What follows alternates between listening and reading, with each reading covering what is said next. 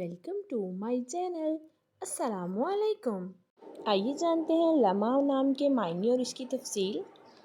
हमारा आज का बेबीज़ गर्ल्स नेम है लम्हा। लम्हा के इंग्लिश में स्पेल्स है LAMMA लम्हा। ये एक इस्लामिक नेम है और लड़कियों के लिए रखा जाता है ये नाम।